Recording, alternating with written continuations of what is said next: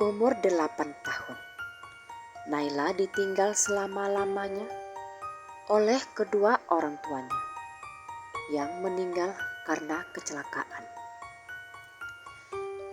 Kakek bergerak cepat, segera menjemput cucunya yang ada di negeri seberang.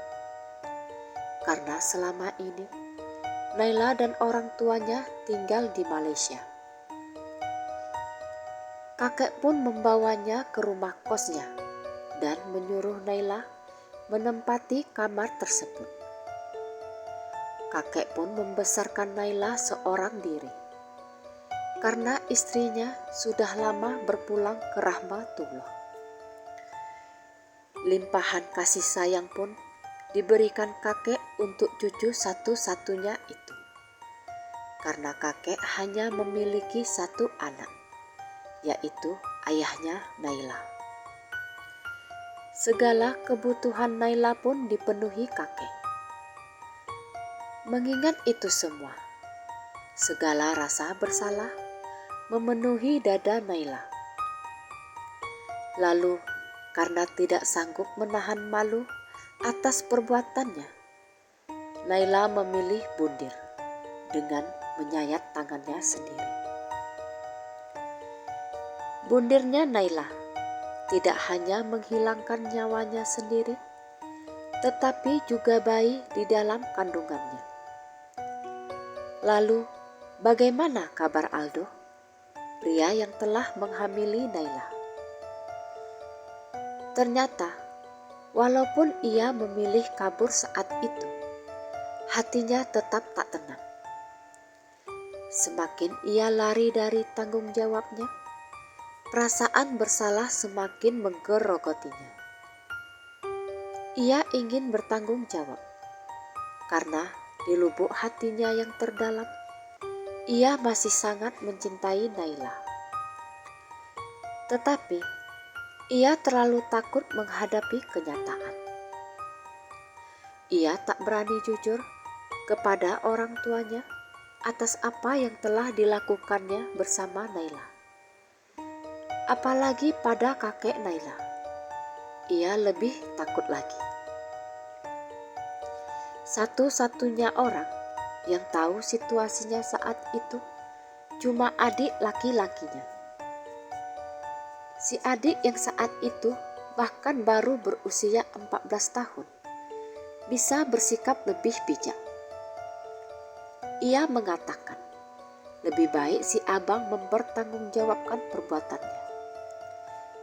Tetapi si abang terlalu takut, hingga si abang pun melakukan hal yang sama dengan Naila, yaitu menghilangkan nyawanya sendiri. Dalam keadaan linglung, Aldo berjalan tak tentu arah, hingga sampailah ia di sebelah rel kereta api. Ketika telinganya menangkap suara kereta api yang mendekat, Aldo bukannya menjauh, dan tanpa mempedulikan teriakan orang sekitar yang memintanya menjauh, Aldo malah melompat ke tengah rel, hingga tabrakan pun tak bisa dihindari. Tubuh Aldo pun terpental hingga mematahkan tulang-tulangnya. Aldo tewas seketika di tempat bersimbah darah. Mendengar cerita Bima yang begitu detail malah membuat si kakek curiga padanya. Bagaimana bisa Bima tahu begitu banyak soal kehidupan cucunya dan pria kurang ajar itu? Sekali lagi Bima berlutut dan meratap meminta ampun, karena sebenarnya adik Aldo yang berumur 14 tahun saat itu tak lain dan tak bukan adalah dirinya sendiri. Baik aku dan kakek, kami berdua sama-sama terkejut. Aku terkejut karena selama percakapanku dengan Naila semalam, hantu Naila sama sekali tidak memberi tahuku kalau Bima adalah adiknya Aldo. Naila hanya mengatakan kalau Bima, salah satu penghuni kos milik kakeknya, kemungkinan mengetahui kisah hidupnya dan Aldo. Saat itu aku hanya berpikir, mungkin Bima temannya Naila. Tetapi reaksi tak terduga justru datangnya dari si kakek. Ia terlihat sangat murka. Si kakek bahkan menyambar cangkir kopinya, lalu melemparkannya ke arah Bima.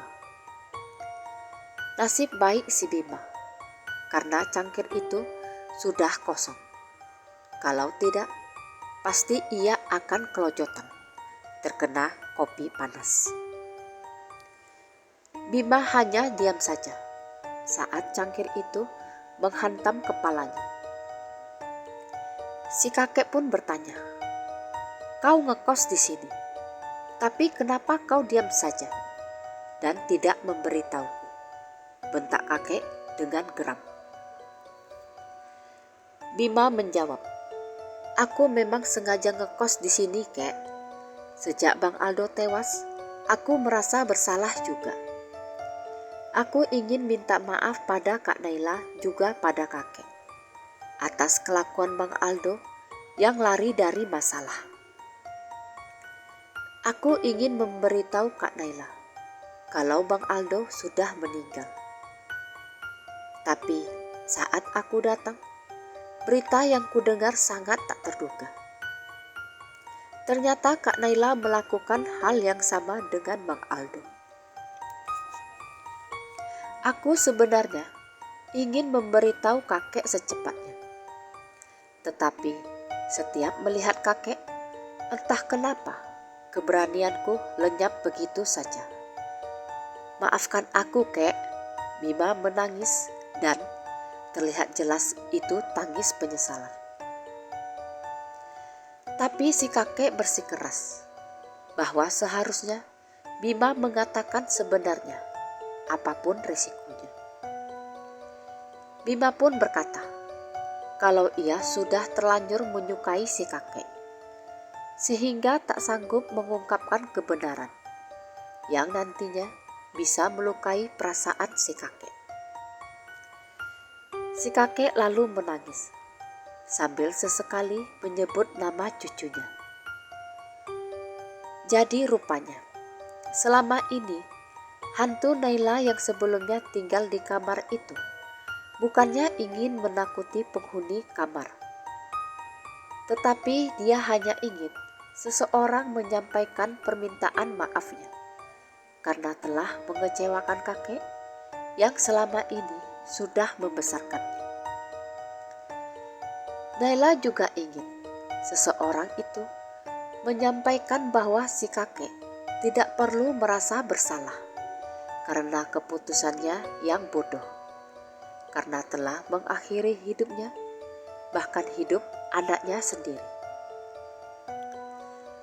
Rupanya perbuatan nekat Naila membuat luka besar di hati kakek, sehingga membuatnya merasa bersalah karena merasa tidak bisa membahagiakan cucunya.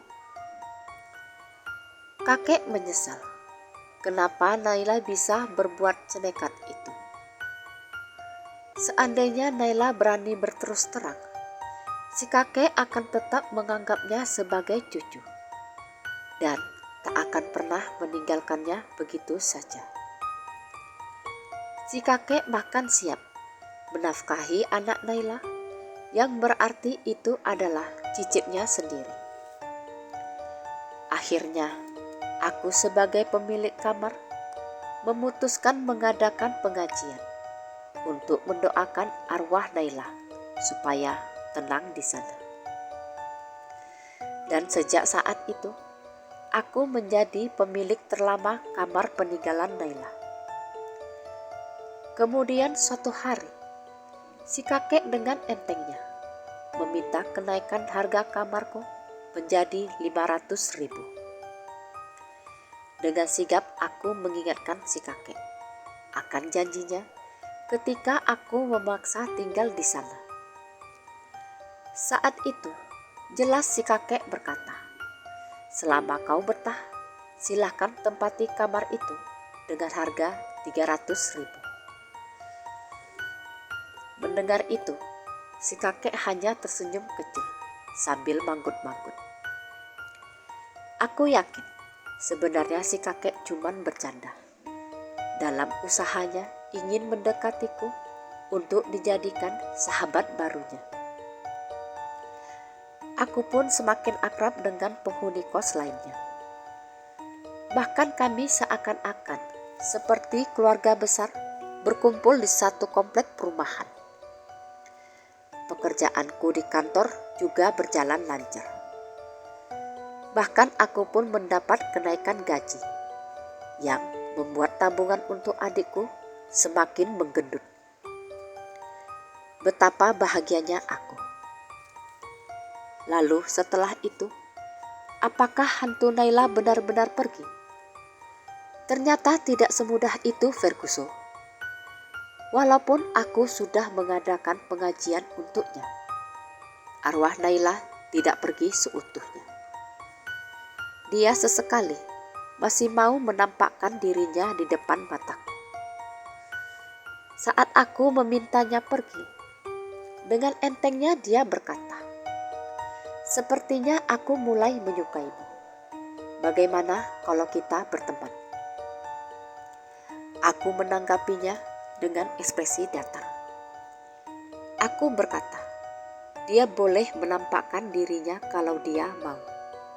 Tapi jangan sering-sering, karena seperti yang sudah pernah aku katakan, kalau aku sudah muak melihat hantu.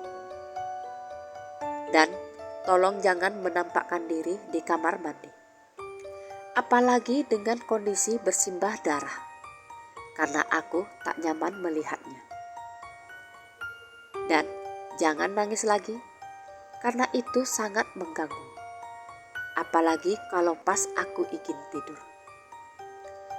Tidak ada lagi yang harus ditangisi. Toh kakek sudah tahu semuanya. Mendengar syarat-syaratku, Naila hanya tersenyum kecil. Senyum yang sangat manis dari anak remaja 16 tahun. Lalu, bagaimana dengan Bima? Keadaan jadi berbalik. Walaupun tidak mengusirnya, tapi sekarang si kakek jadi sinis padanya. Padahal di awal-awal aku datang, walaupun terkenal galak, aku masih bisa melihat si kakek bersikap sedikit lunak pada Bima dibandingkan diriku. Hal yang wajar, karena Bima anak yang sangat sopan dan tutur bahasanya sangat halus. Tidak bisa dibandingkan dengan diriku yang barbar ini. Aku hanya bisa meminta Bima bersabar untuk sementara waktu.